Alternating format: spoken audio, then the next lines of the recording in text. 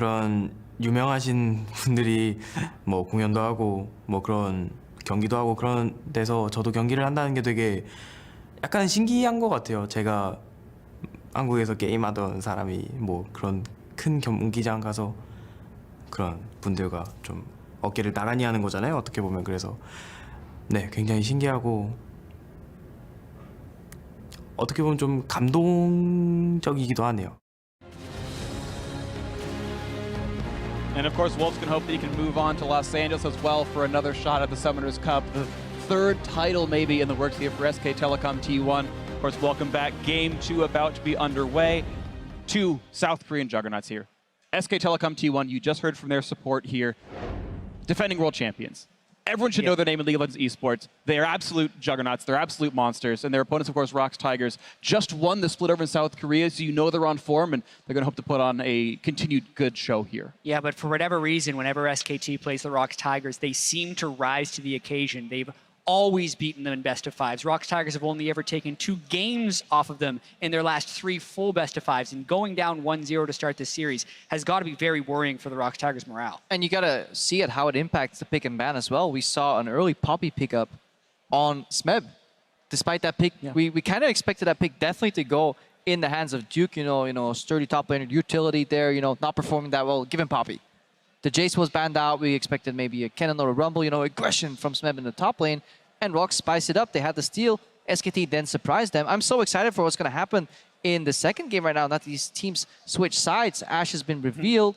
ROX have to give maybe a priority mid laner over to FLICKR, which kind of shapens the pick and ban much differently. And also we have to note that Blank is subbing in for Bengi. This is what they've done pretty much throughout the entire event. Bengi plays the first game, then they seem to sub in Blank for the rest. So now he can kind of enter into a series where he's already been able to scout a little bit of what happened.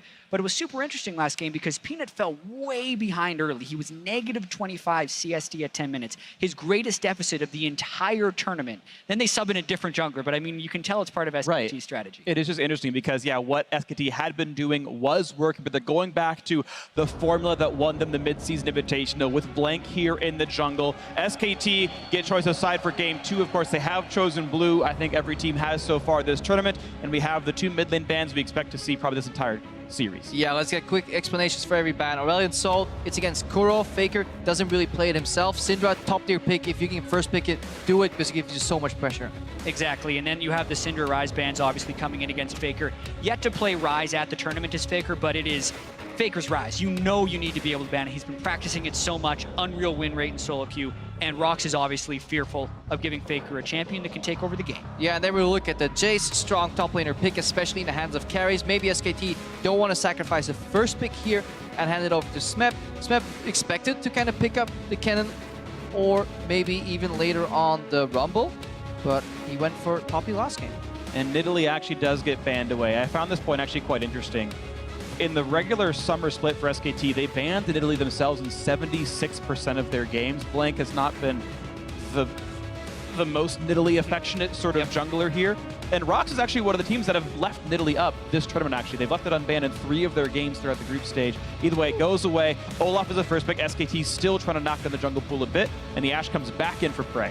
And this is fascinating that it's actually ROX that is picking the Ashe because it was Bang who did it in the last game, and it's with Caitlyn still available. Prey has always been a spectacular Ashe player, and maybe he saw something in that last game that makes him now want the champion into the Caitlyn matchup. And another surprise is that Zyra is left open in favor of the Karma. Technically a flex, but very likely to go into that bottom lane. It's really fun how this story came to unfold. Ashe got revealed in game 1. We see the preemptive Jhin ban from SKT, basically daring ROX to pick another Caitlyn early. And ROX Tigers say, you know what, we'll pick Ashe, and I think it does fine in every single matchup, including the Caitlyn. You will have to pick here. And we get the pick set up there, and you can see, yeah, it is. Again, I do want to point out how interesting this is. It's ROX saying, yeah, you showed us what you thought was so good. We just don't really seem to care. We'll just change a couple of things. It was the Ashe was the problem, not the Zyra here, as they locked in their entire bot lane unless they flex this Karma mid. Yeah, and they don't have to pick the Caitlyn into it, as you can see with the Ezreal being picked right here. Bang's Ezreal is exceptional, especially when he goes Iceborne Gauntlet. He can often act as an initiator for this team, and they're going to have a lot of little pokey initiates with the Olaf and the Zyra right here. But it already means one checkbox ticked for ROX Tigers in terms of pushing lanes. And that's what you want from League of Legends, especially when you want to enable a jungle like Peanut. Get some pressure in at least 2 lanes. If they're adjacent, even better than have the push going. ROX also have the counter pick in mid lane. But again, mid lane champion pool is so pinched that it's going to be hard for Kuro to find an answer to FLICKR. That's the question. Which lane do they save for last? It's going to be mid lane they save for last. Rumble going to be grabbed up here. It lets that Karma stay as a flex. Lee Sin in here for Peanut could be a pleasure to watch. And a Rumble for Smeb can take over a game. Yeah, opting for the Lee Sin instead of the Elise, so a little bit lower on the crowd control because they have the Ashe. It's also what Peanut played 3 games in a row in the quarterfinals to much success. Definitely, but also a bigger investment in the early game, because one thing Lee Sin can do is leave open that blue buff, which means if you have a very tippy mid lane matchup, an early blue buff handoff towards Kuro could swing the tides in his favor with a Rumble who almost guarantees top lane push 1 to 5. A blue buff handoff very early, ROX could be looking at 3 pushing lanes. And I love the way the pick and bans have been evolving throughout this tournament. We've seen a lot of even first pick Kennons. It completely falls through the draft phase here most likely. We've seen Echo do actually quite well against Rumble once he can get to Spectre's Cow. Yep. But when we're talking about who has That's the pushing lanes, they actually have done an insta-locked misfortune. something really weird. I don't care about my last point. This is an insta-locked misfortune. Support MF. I don't know. Yes, it is support MF. Support MF is super strong in poke. I wonder if it's AP MF. Or is it support Ashe? No. You've seen So- both of them played in the past. So, 20 support seconds. MF was a huge thing before they obliterated the damage on Max E, because that was the It has to be absurd support poke. MF. Support Ashe sucks. And support MF is great, right? That surprisingly works. I wonder if he's spell 20 thief. seconds past support MF. It is support MF. Karma mid. Karma mid. This means 3 pushing lanes, absolute power, early game power spike. Imagine a dragon fight with MF ulti on your support and then a Rumble equalizer. This is so fascinating. I can't wait to watch Gorilla support MF. They must have been saving this pick forever. And when we talk about pushing lanes, we went back and tried to do a rough guess of how much pushing lanes would lead to victory. We got a roughly 39 out of the 61 games where pushing lanes won the game. And that was with 2 out of 3. Here they have very clearly 3 pushing lanes. If they execute in the early game, they can take so much control. I'm just still shocked by the fact that support misfortune is being played in the semifinals of the World Championship. I don't care if someone tells you to pick a meta game champion. When you're Gorilla and you're fighting for your tournament life here against SK Telecom T1 and you say, hey, it's time to play support misfortune, you tell your kids about this one. Get on Twitter, tell us your favorite moments. Mine is support misfortune already, but tell us hashtag world's big plays what yours has been so far. Here we go, game 2 of the semifinals, support misfortune. Yeah, with Ignite as well. I definitely want Grepo to... and I are so happy right now, but we're also desperately trying to figure out exactly what's going to happen. The Spell Thief is very easy to proc with the Make It Rain, obviously. You get incredibly early shove when you go E on the Misfortune and Volley on the Ashe. So there's a couple of things that speak in favor of a misfortune. The passive works very well because obviously once you switch targets, you get added damage for a single tap. You can get that tap off by E-ing first. You get the Spell Thief proc right there. That's all 3 Spell Thief procs already, plus 24 gold. More importantly, specifically in the Zyra matchup, she spawns a lot of plants, which puts her at risk of actually getting double up by her own plants. Because very often she hides right behind them. It is minor, it's only base damage. This is a very early spike. And more importantly, once you hit 6, Wolf And has look at flash. this. Wow, forcing an early flash out of Wolf with the chain slows. Once you hit 6, it is so easy to get blown up. It takes 1 arrow into a Misfortune ultimate plus Ignite, and you're just dead. Yeah, not to mention you can layer the Make It Rain on top of the Ashe arrow to give longer time caught into the damage over time. So a lot of things could work, but we also haven't seen it because it can be very vulnerable when you're running essentially a double marksman bottom. And then there's one more interaction, then I'm done ranting. When Zyra opens up on a snare on Misfortune, she can actually answer with the ultimate, because by the time the Zyra ultimate pops up from the floor, bullet time's already done. It's about the same second, it's about 1.5 or 2 seconds channel, which means you can actually just blast Zyra in the face whenever she goes for you. 3 seconds long is bullet time. Stranglethorns takes plenty of time, even after the cast animation. You'll get a lot of damage out. Gorilla running ability power quints for more Make It Rain damage. It scales off AP. Yeah, You can see Rush pushing. Regardless of what support was going to be in this lane, they would yield the push. This is not a surprise. We need to look at Peanut. What is he going to do with this early information? And Was he spotted out by a ward early on? Doesn't seem like it, even though SKT had quite a few members there in the river. Yeah, and Blank did a blue buff start, skipping Romp to very quickly go to his red buff because he doesn't want to get killed at his buff by Peanut. Peanut would have to take a very peculiar route to be able to get to him at this point. So at least very early in the game, Blank is able to get his clear. Yeah, both junglers got a leash. So Nice they hawk shot, started- they just found him at red. Yeah, because they knew he had a leash on top side too. This is totally expected here. SKT likely have a great idea of where Peanut is on the map as well. Yeah, and Kreppel, you and I also talked about how much these teams can do with a deep ward early. One of the benefits of this Ashe pick is you get a very quick look of a ward deep in their jungle when you send Hawkshot through. And now that they saw Blank there, they can infer so much information about the rest of the game. Yeah, double up Blank. Look at it. FLICKR or Kuro rather has to lean to the left side in mid. Ghost burn by Juke Blank. X. Lands a slow. How much more can they get? An empowered W to heal him back up. Kuro's okay, but FLICKR lands a bunch of damage. Nicely traded in by SKT's mid lane. And we saw Duke in the top lane as well immediately push out because he knows the Olaf path to the bot lane and he can't walk up unless he shows up. Right now we have Peanut going for the reactionary top lane camp. No more camping around bot lane passive 2v2s with range supports. Peanut is setting up for the counter gank on top lane. Not to mention, Blank learned his Ghost in the mid lane, so if this counter gank does arrive, there's no escape for Blank if they turn on him. 2 versus They should 2. go How straight on far the did flank. it go in? And it's going to be They for get Duke Duke dead. first. Look at the damage onto him. Nothing to do at all. And he's going to land the Sonic Wave for a quick punch in the back of the head. The audacity of Blank to get a gank off mid and then run straight up top without knowing where the enemy jungle is, that is a major mistake you do not make against a team like the ROX Tigers. And you have to blame both Duke and Blank for that one, because if it was going to be a 2v2, they were going to straight up lose it. That's now 29 CS to 10 in the top lane. Smeb acting beautifully. Should be on Broadway. Yeah, right into the brush, makes it super easy. Duke chases all the way in blind. You can't do that at this level. And again, this is the power of information. They spotted Olaf on the red buff early. He knew he spotted out.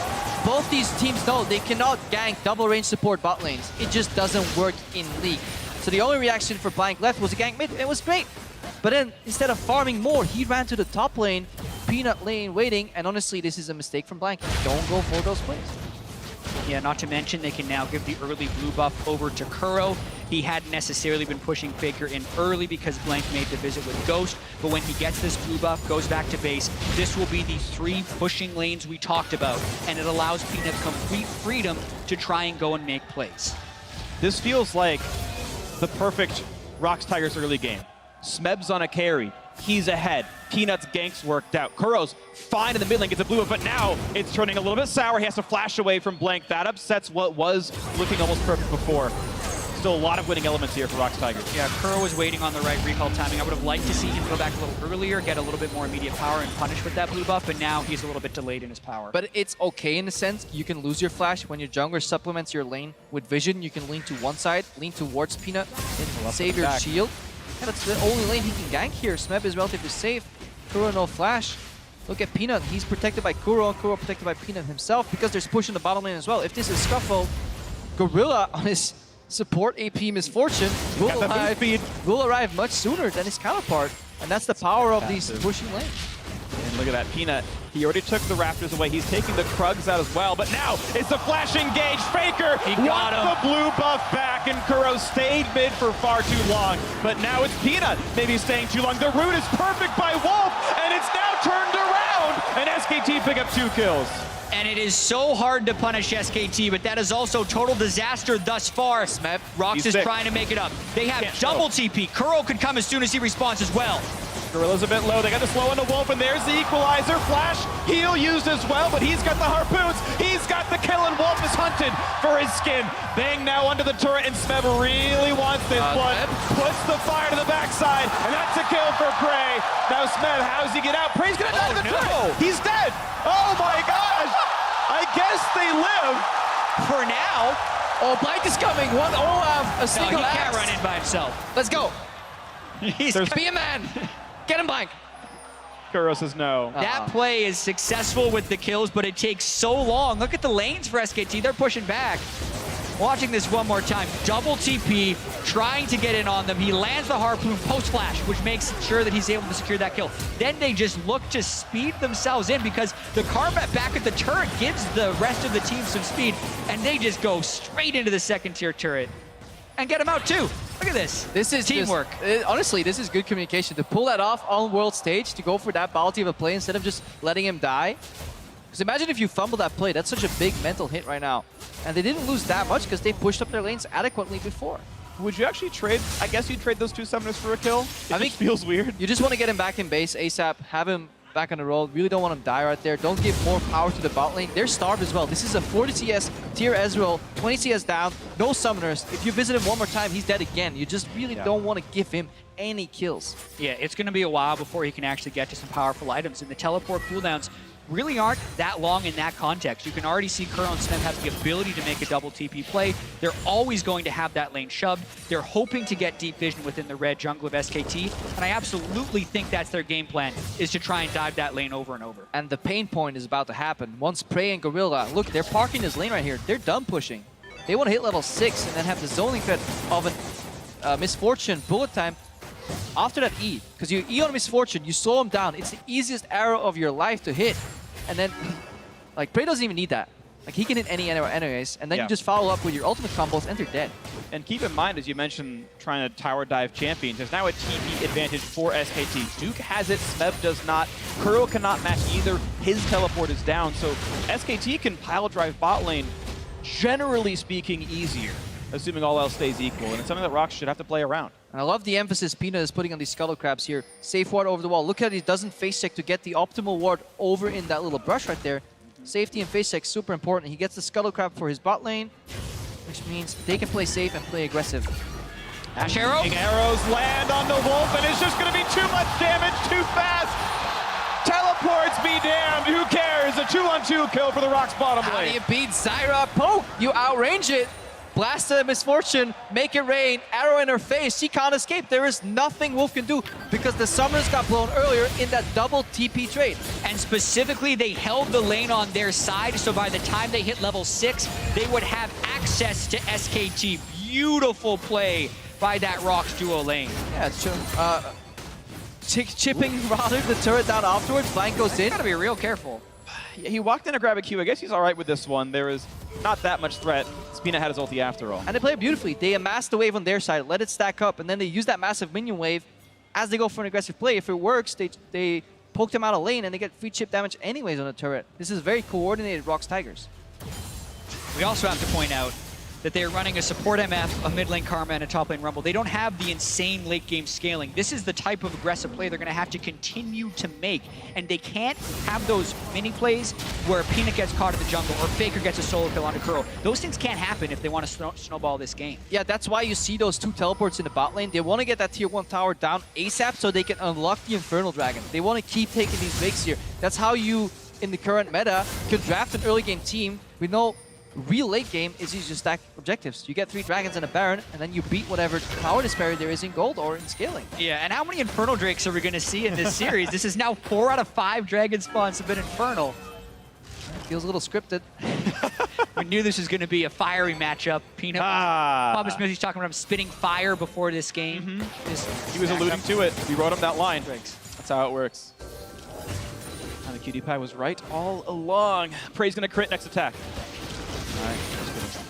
Bang right now, 68 CS. He is down over 30 right now in this matchup, and he is constantly afraid, and he can't actually go QSS early in this matchup. We saw it in the previous one with the Caitlyn. Ezreal already has a build layer in the tier built in, so he can't go for an early QSS. So the next arrow from Prey is going to be potential threat or a flash burner. Yeah, and the kill distribution for ROX is also super ideal. Having 2 kills onto Prey already. When we talk about them not having spectacular scaling from the mid lane and jungle position, Ashe with the mid lane Karma can actually be a very strong late game hyper carry, and he's well on his way, not only with the 2 kills, but also because Bang's build is so delayed, and the ability for SKT to deny farm on Prey is extremely low. Yeah. You have to switch the narrative a little bit though and look at SKT as well. How did they get back here? They have some things going for them. Duke is hitting the breaking point of this matchup.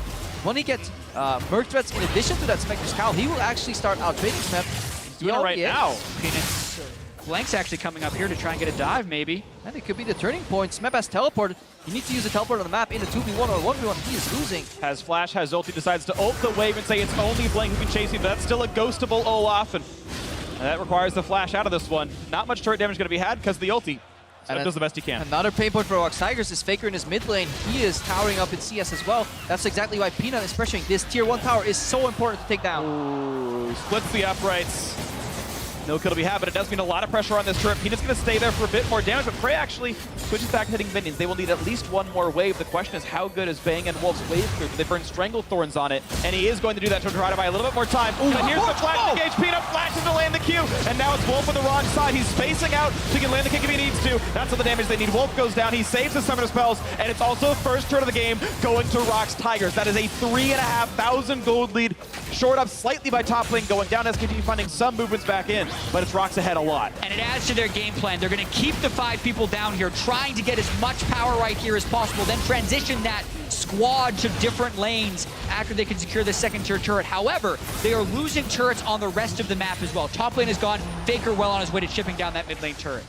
And total turret damage gain that actually might be in favor of SKT. The question is which breakpoints are landed, because first turret is obviously a whole bunch of extra gold. It was also a completely finished second turret on the bottom lane as well, so it is an immediate influx of gold, but FLICKR will answer back mid lane outer, so really the only major difference is the fact that the first turret gold itself and that kill was handed over. It still cost Smeb his teleport, and it still cost all of that farm in the top lane that he did not get his nuke pushed in. But there's such a stark contrast in scaling in these two team comps, something we haven't really seen this Worlds, where there's such a distinct early game or mid game spike on ROX Tigers and much better scaling on SKT, almost unheard of in the current meta.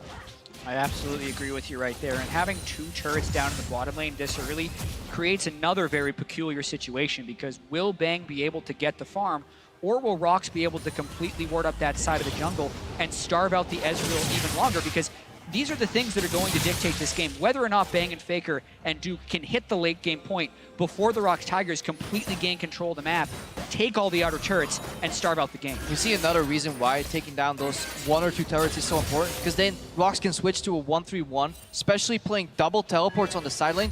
They can move into the jungle, make picks. Wolf is caught. There's all the damage. Make it rain. Bullet time's there as well, and Wolf does get a slink away, low on HP, but that's 2 ultis down. Mid push, bot push, poke. This should be a Dragon Star here for the ROX Tigers. Yeah, and I'm actually very surprised that the ROX Tigers haven't taken Dragon yet, because they actually opted to take the second tier bottom turret instead of the first Infernal Drake, which kind of means they don't care about what would be the late game power of what the Drakes can stack up, because they would theoretically be thinking pre-35 minutes. They can take it now, but it is a little bit delayed if they're looking to really stack them for late game. And honestly, what's been keeping them from taking the Dragon has been the vision SKT had and the pressure FLICKR had in the mid lane.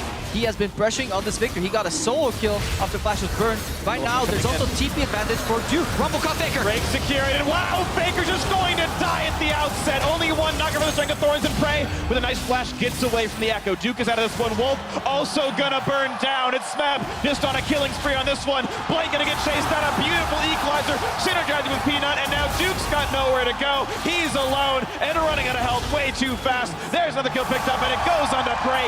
9-2 ROX Tigers.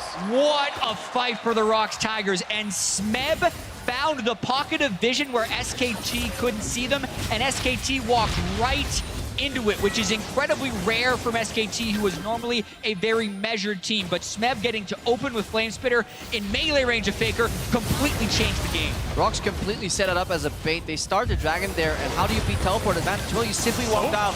Another arrow, good shift by Bang.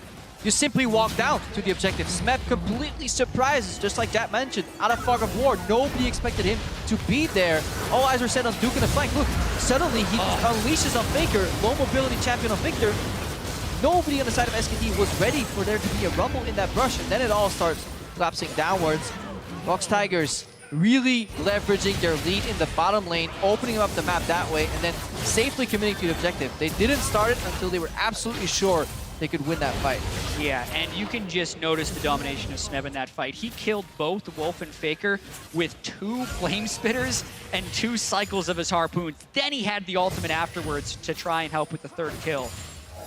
That is exactly the mid-game power spike they wanted. Notice a supportive build by Kuro as well to try and supplement Prey's 3 kills.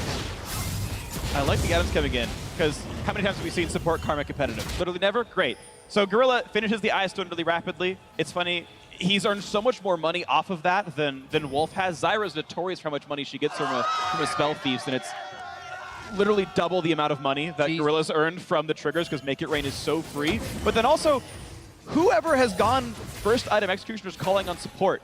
Well, turns out dealing physical damage in an AoE to apply grievous wounds, pretty useful against Olaf and Echo. Yeah, there's already 900 gold on that support item for Gorilla, just by continuously making use of those passives. Literally. Literally making it rain.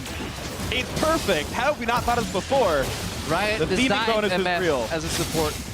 They want to steal this. Ooh, no, it's going to go to the blue team. That is SKT. Blank gets that with his life, and I believe he is the one wearing the buff as well. Eagle's going to go up to the side. Can he land the kick? No, Duke jukes away, and now Peanuts out of help.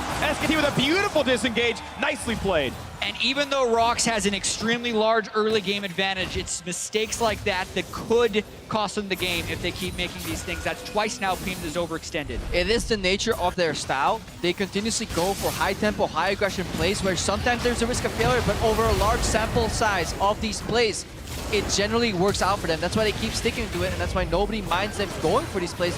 But the matchup like SKT, they gotta keep committing and delivering. Duke heavily injured. He's also got all the healing debuffs on him, but his health bar holds up long enough, and Wolf's able to zone the rest of the team away. But it's still a huge wave coming into the top lane. The shields are there, so they tank it up, and that will be another turret picked up. This will be the 4-2 turret scoreline, I think, here for ROX Tigers. If they can hold on with this wave, they are getting shipped down, and yes, they will have to wait it out just for now. The stun's not going to let it down, and oh, Duke is rooted. He can't ult in time, and Kuro is getting the kill credit. The turret as well. Look at the lead, 5,000 ROX Tigers. Duke didn't even have his ultimate. Why was he going in right there onto his parallel convergence? But they are going to try and set up a play on the bottom side. Peanut, he knows. trying to run forward to get out. Running left. He's got Swifty boots because he has something to jump to. There's a ward. It's really hard to catch a Lee Sin here. Well, he's faster than FLICKR, and Prey's arrow, it's a zoning arrow. Makes FLICKR turn around, Peanut gets out. Makes it out somehow. He knew the gank was coming here, and most importantly, the tower's not chipped because the wave has disappeared here. So SKT kind of skirmishing for kills, but they're not taking objectives. ROX always tie their kills to objectives right now. That's why they're amassing such a large gold lead. And it's going to keep going. It's interesting because SKT has actually opted into fighting more than, honestly, I would have expected. If we're talking about a ROX Tigers comp, that's going to get outscaled. I think Infernal Drake or not. And SKT's like, yeah, we'll fight you for Drake. Ooh, 4 for 0. Maybe not so hot. Because the setup looked so good. It was a complete teleport advantage. Like, if you're a pro team and you see a TP ward in pristine position, you have TP advantage on an Echo, on a flank, on 2 low mobility targets like an Ashe and a Misfortune support, out of all things, you're just gonna go and pull the trigger. And that's why it was so impressive that Smeb snuck in at the right time. Yeah, now we really get to see if ROX can close here on a giant stage because they are up 5,000 gold. We know they're on a timer. They have Prey set up to get the picks with Ashe Arrow. They have Smeb on a massive 2-item power spike, and they've already taken down one of the interior turrets for SKT. So it's the mid lane and the top lane that they need to be able to get next. But to do that, they need to get vision control, and they need to get their waves pushing. Yeah, but if SKT can fight back, it will mean so much for this series because this is the largest gold deficit at 20. FLICKR with one of the worst flashes. He needs practice tool. Down he goes. That's going to be a kill for ROX Tigers off the arrow cooldown. Bang tagged as well. Not much more. An incredibly rare missed flash there from FLICKR, and that sets up a powerful push by ROX in the mid lane. FLICKR's not there to wave clear. They have to try to do this with Olaf axes and no Ezreal ultimate.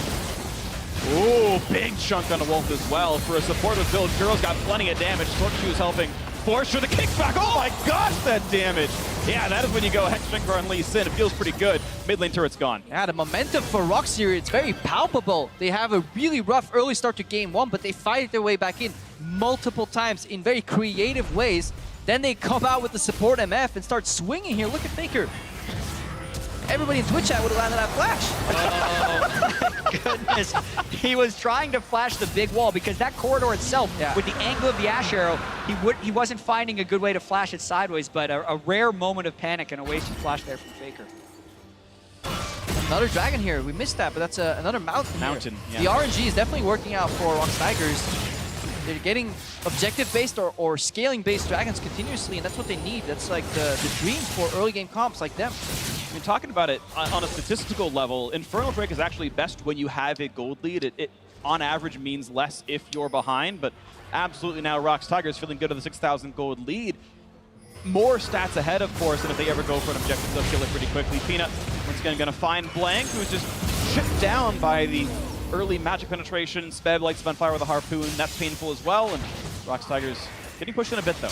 Yeah, notice how SKT is trying really hard to get vision control over the Baron area. And with Mountain Drake, that's exactly what ROX would want for a 22-minute Baron. If SKT is just to concede the Baron, they probably lose the game, because 6,000 gold into a 4,500 gold Baron power play opens up an inhibitor and gives them a 10,000 gold lead. That's the game. So SKT is actually in a very dire situation in this match where they have to fight an early game team who is in the midst of a power spike, 22 minutes, to contest the Baron that ROX is going to try and force. And then we need to look at how can they do that. And the only way that seems conceivable is, honestly, ROX overreaching, which can happen, but it's unlikely given the way they've played so far. There's only been minor overreachings from Peanut. The other way is a TP flank from Duke. And to set up a TP flank, you need a lot of deep wards, but if ROX play it well, that possibility will be eliminated. And that makes it incredibly hard for SKT to walk into this comp with a Rumble and Ashe and Azira. I agree, and I also want to talk about the Rift Herald that SKT got for Duke, because they're hoping that they can stall this Baron long enough by having good pressure in the bottom lane from Duke with the help of the Rift Herald, and then just delay ROX as much as possible, or force them into an odd-numbered fight. Or if they can get division control when ROX sends 2 people for Duke, then they could potentially get a pick. These are the few ways that SKT could stall, although ROX Tigers clearly in the driver's seat. Definitely in the driver's seat, and also playing much more to their identity, you know, putting a carry on Smeb, very early aggression, mixing an early game aggressive jungler with strong pushing lane zero. It all ties together, and ROX get rewarded for their choices as well here. Complete surprise here with the misfortune, allowing the Karma finally to be flexed. So often we had Karma support. See this duel. Another battle. Duke should feel pretty good fighting Speb. Equal level. He's kept up with that one pretty well. And Speb not even fighting during the overheat. Just doesn't want to punch for that extra damage. He knows he's going to lose that trade. Yeah, 0-3 Echo versus 4-0-4 Rumble. Still wins the duel. So it definitely tells you so much about the matchup and how there is still a timer on the side lane. And if there's one matchup that you want to win, it is always the side lane pressure one in competitive league. And it's twice in a row now that SKT have picked top lane second, found a matchup that seems to be pushing better later on as the matchup unwinds. And it's the price ROX paid in Champ Select for saying, hey, we're going to hide this Karma as a flex. We're going to pick top line so we can hold it for a little bit longer. And SKT gets a counter pick, and it's paying off at least a little bit. And I can't stress enough how important it is that ROX can close out this game for their chances in this series. They've pulled out the surprise. They've had a great early game lead. And if they were to somehow fumble this and allow SKT to come back and go down 2-0 after seeming like they had SKT against the ropes, I can't imagine them actually winning the extended series. So ROX Tigers definitely have to grasp the opportunity in front of them right now. Yeah, 2 blue trinkets burned there, but the face check wasn't punished. They need to be in a position where they blow up the first target that they see. And also, Smeb just wants to join with teleport. That's what we're looking for. If you are the ROX Tigers right now, you want to rob any of the vision in the river. But the problem is, their setup is just inadequate. They don't have enough pink wards to accurately make it work. They need more river pinks. Just sweepers is not enough. Instead, they're going on the offensive.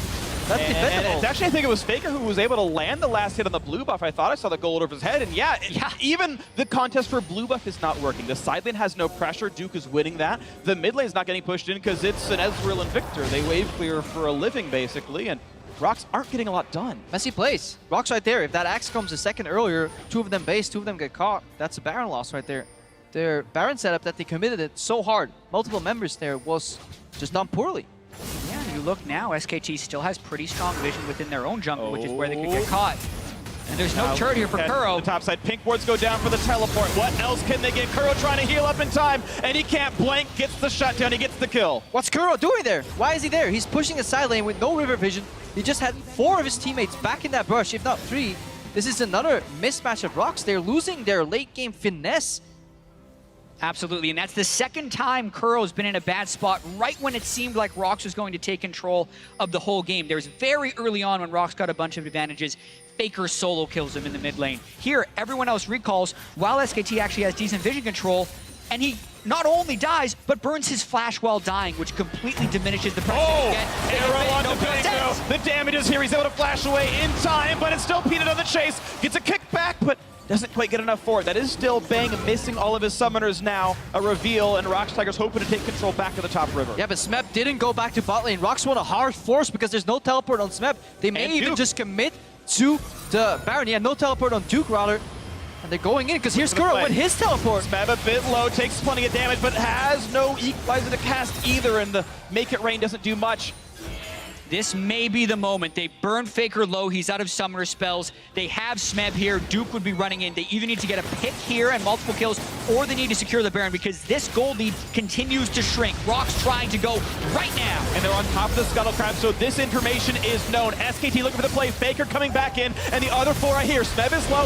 No ulti on him. No arrow just yet either. It's Blank popping the ulti. 1,000 health on Baron. What's it going to be? The shutdown of the Olaf, and the secure for Peanut. The re-engage for FLICKR. He's going to pick up one. So far, it's a 4 versus 4. Baron buff still on ROX. Trey dodging away from the CC, but he could get stuck. He could get shut down, but he trades it back, and Prey stays alive. Duke makes the big play, shuts down the AD carry, but he will get kicked down, and he will get picked off. 4 for 2, and the Baron secure for ROX. The instantaneous communication, realizing they could turn this fight. So many teams would have just left Prey to die, but they realized they can turn it around. And ROX Tigers knew they needed to go now. I love the focus when Blank tries to move in for the first steal. They all go to damage Blank before the Baron can be in smite range. And from there, FLICKR goes in. This is the moment you're talking about, Kreppel, where they recognize they can turn it around. I mean, they could easily secure 3 buffs here. Prey flashes defensively, goes for stun, and turns like...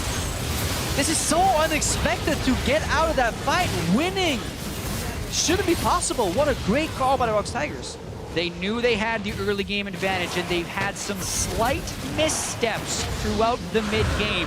But that Baron, incredibly crucial in their quest to try and win this game. They've killed most of the outer turrets. They have to push in for inhibitor turrets here. And again, it was by a really good decision by Smeb to not match bot for bot, even though both teleports were down. He knew Smeb burned, or he knew rather Duke used that teleport earlier on the pick on Kuro. When the Echo was in the bot lane, Smeb just joined the fight, basically telling SKT that they were playing 4v5 on the left side. That's why ROX was so brute forcing on certain plays, almost seemingly overextended, because they always knew they had a 5v4 and they didn't have to kill. They just had to wound, send them back to base, and then go for the aggressive Baron. Really well thought out by ROX. This is the play that started minutes in advance. Just like the previous game, it's still ROX on a bit of a time. Oh, he killed him. Scale is still there. Wow! That's on the damage. Peanut needs mid inhibitors down as well. 5v4, keep on going. Peanut just exquisitely sin play right there, burning the arcane shift with his first Sonic Wave and then killing him on the second one. That was just perfect, and it's exactly what ROX needed to continue to push in. Dirty plays by Peanut. Back in his element. He definitely shook off the game 1.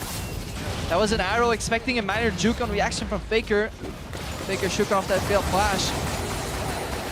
Quick wave clear comes through. That wave is gone, and with only a cannon, it's not even a turn off backdoor bonus, so not a lot of gains to be had. Blink even smites it away for good measure, but the new wave is coming in 5 seconds. And that Baron play seems like it's turned the corner for the ROX Tigers to allow them to try and push in and close this game. Bang still dead, still have Baron buff. They push SKT off the turret, and they Blink go. is low. They want a little bit more than Olaf gonna run away. Pop the Ragnarok. Smed's gonna be careful. Pops Zonia's to stay alive, and it's an inhibitor down. Duke is on the chase for Prey, though. Getting what damage he can. Ults back for plenty of damage, and ROX Tigers are dangerously close to death. It's gonna be Kuro falling. Duke trading his life for that one, and Blanks around the flank. He can get the slow. They've got off Smeb, and Gorilla has to just run away. That's a pretty clean 4 for 0. Beautifully done, SKT. And just when SKT wanted to turn it around, they came up with a huge play. And that just began with Duke pulling off a wondrous combo to start that. And ROX, to be fair, weren't respecting the respawns, but most likely, they let Duke get behind him as they were diving. Yeah, that's what we were talking about earlier. The only way SKT win fights is with flanking. Look at the zone from Parallel Convergence. He forces everyone to step forward into the Zyra, into the Ezreal. Bang! FLICKR and Wolf are untouched here, and what a beautiful ultimate there from Duke.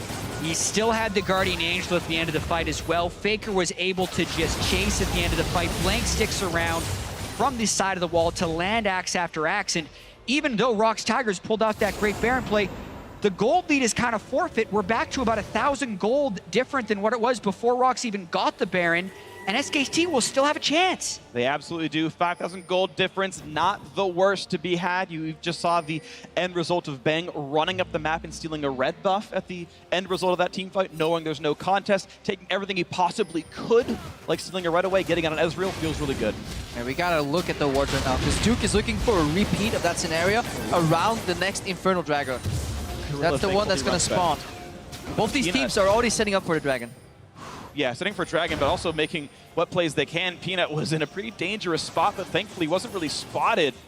Still got an Olaf chasing, though. He could get surrounded. ROX is in a really weird position right now, though. Prey and Gorilla are both shoving the top lane, so SKT know that ROX can't get the backup. This is going to be dangerous. Peanut's going to keep running. Wolf's going to look for the... Oh, not going to get the root, but the Strike of Thorns will land. The kickback doesn't mean much to Blank, and that should be a kill onto the ROX Tigers jungler. But he's just buying time. Yeah, pushing the bottom side. This is what SKT is trying to punish. They're going to get the getting inhibitor. Gorilla putting down 5 damage auto attacks, doing what he can to keep mid lane alive because top and Hib has been killed, and they even got the pick off on Bang. ROX doesn't actually have to stop pushing right now. They can delay the recalls. The arrow! Dash arrows. Look at the arrow! Get teleport. He's gonna stop it! He stopped Duke, which means they can push. It's now on Wolf. It's a teleport coming in for Smep and Curl. How much more can be done? They want to win right now! The tank. Wolf running out of health. He's gonna die off. Onto the turrets they go, but the minions are gone, and it's too much. SKT are here to defend. This is a difficult 3v2. Pushing down Duke, down below 1,000. Ult's back on towards Prey. Push back yet again, but Smep's running low. But they get it. They're gonna win the Nexus. They're trying to burn it down. Is this not gonna be enough? It's not. ROX Tigers answer back with game 2. I love it. This series. Back and forth and back again. ROX Tigers looked like SKT was going to be able to bring it back on them, and by pushing from the middle of the map all the way through to the Nexus, the cross-map bash arrow to interrupt the teleport, the chase kills as SKT tried to fumble back for the defense of their Nexus. Unbelievable manner in which ROX finished that game. And it just shows you that all these events are tied together. It starts with a pick on Peanut, and ROX have 2 members in the top lane and say, you know what, buy time, stall. Peanut went for the most efficient kick, just trying to survive as long as he could. Duke actually was basing initially, canceled his base, started teleporting in the same spot. It looked like he saw the arrow being casted, but then he just went again for the teleport at the very last second. This may have just been the increase in channel time that cost him that teleport, got hit, and then the presence of mind right after to keep targets switching between turrets, members, turrets, Nexus. So smart by the ROX Tigers. And we talk about momentum in this series, how if ROX Tigers would have lost this game, they would have just lost control of the series and most likely been out of the tournament. But the way in which they continue to take risks and continue fighting, and even if SKT gets a kill on Peanut here, or even a 4 kills in the base as ROX is pushing in, they will never stop applying pressure. And to win a game in a fashion like that, that's not the way traditional LCK machine teams play. This is ROX Tigers. They're a different breed of team. They're an easy team to love. I mean, SK Telecom T1 are one of the most beloved teams. FLICKR, you heard the cheers for him when he was announced. Like, oh, yay, Kuro. Oh, yay, Prey. And then everyone goes wild for FLICKR. He's one of the major faces of the game. And you're seeing ROX Tigers just steal the fans' hearts with their personalities. Peanut has been kind of a pleasure to watch as well. The way they play is easy to love as well.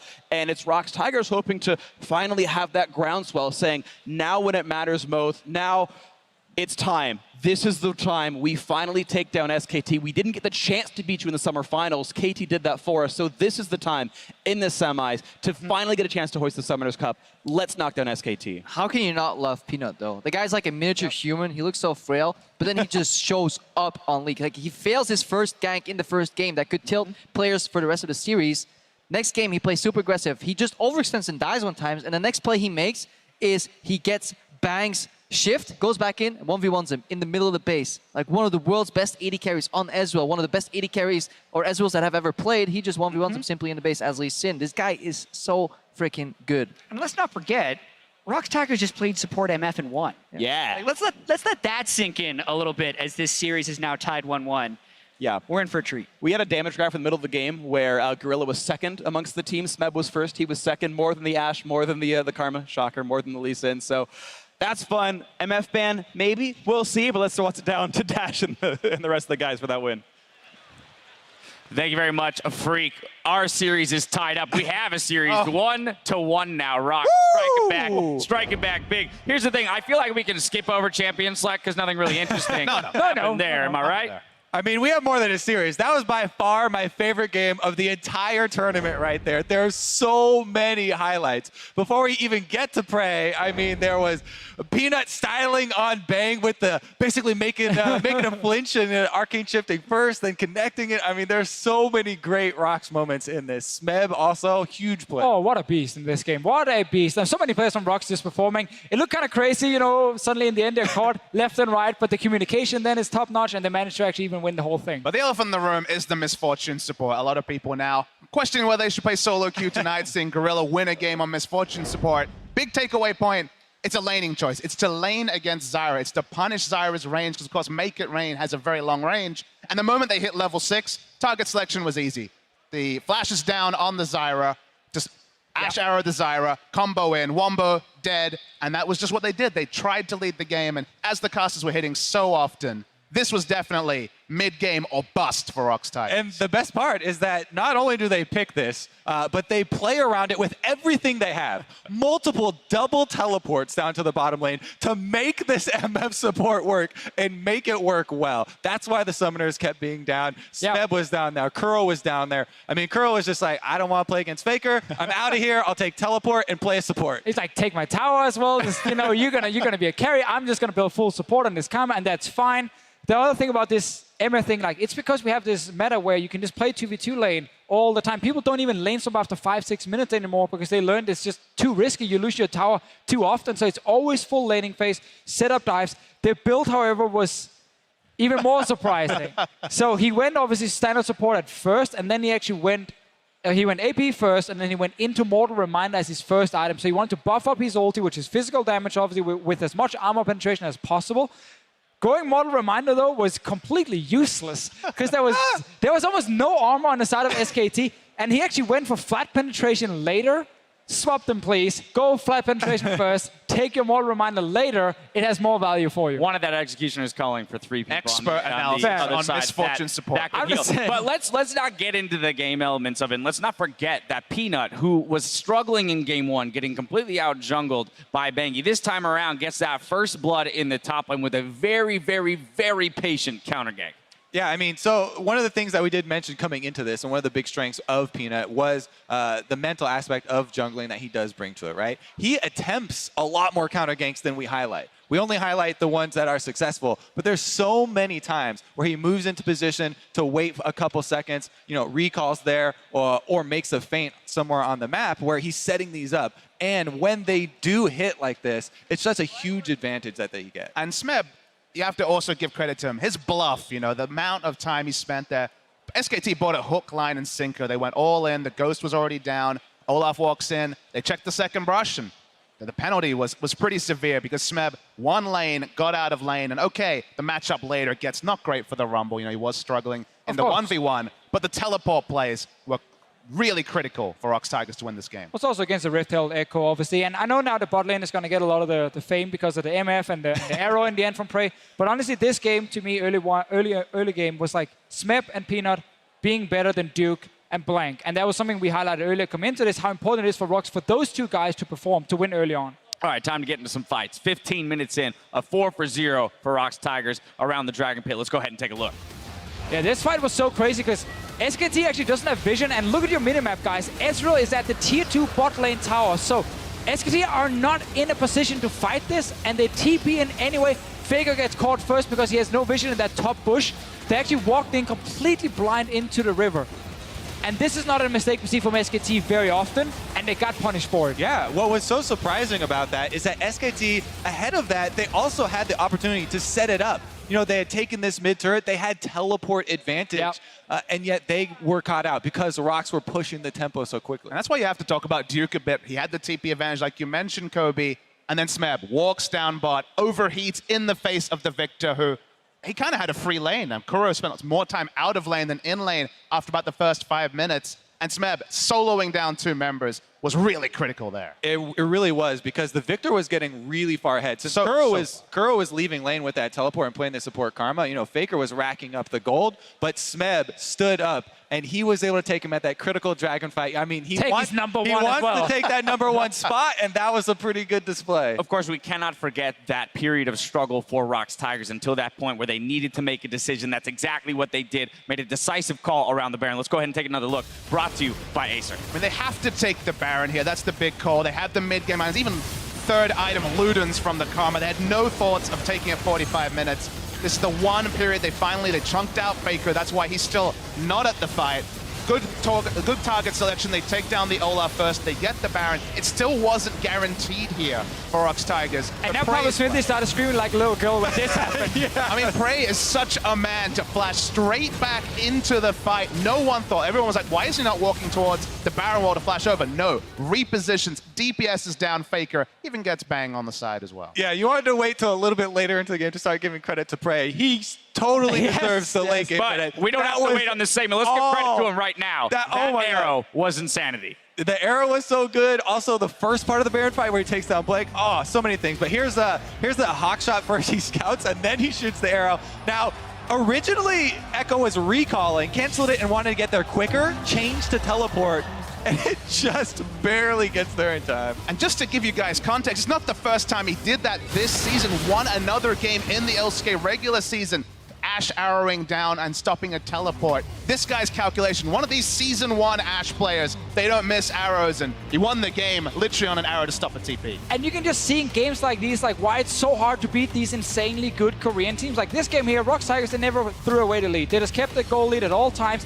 The Baron setup we saw just before. We've seen so many Baron steals in this tournament. So many times teams, they mess it up. When the jungler flies in to steal that Baron away from them, they just disengage at first, single out the man, kill him, then Prey as the big play after, and he has the arrow as well. Like, they're making so many insane plays built around both individual skill and communication. And it just shows why these teams are impossible to beat for anyone else but honestly each other. I mean, there's some games where you're on the desk, you're watching the game, you're taking your notes, you're quiet, it's a quiet game. We were hooting and hollering all around. Screaming. This was an insane game, straight from the misfortune pick till the 34 minutes of the game. It was a delight. Prey killed the Olaf that was coming in for the smite. Prey then dodged the Zyra roots that was the main CC. He chased off the backline and then flashed over to kill FLICKR. Yeah, he definitely deserves a lot of credit. I feel like notes go out the window after this game. But it's all tied up at 1-1. And when we come back, it's game 3 between SKT and ROX Tigers. Stick around.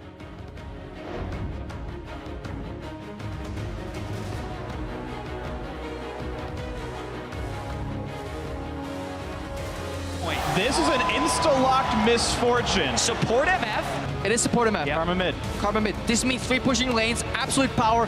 Early game. Ashe arrow. Arrows land on the Wolf, and it's just going to be too much damage too fast. Rumble cut FLICKR. Break secured, and wow, FLICKR just going to die at the outset. Only one knocker for the Strength of Thorns and Prey. With a nice flash, gets away from the Echo. Juke is out of this one. Wolf also going to burn down. It's Smeb just on a killing spree on this one. Nice! Prey dodging away from the CC, but he couldn't get back. He could get shut down, but he trades it back, and Prey stays alive. Juke makes the big play, shuts down the 80 carry. ROX doesn't actually have to stop pushing right now. They can delay the recalls. The Ashe arrows. Look at the arrow. He can teleport. He's gonna stop it. He stopped him. ROX Tigers answer back with game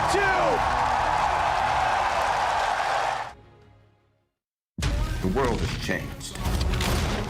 The war we're fighting today needs a different kind of soldier.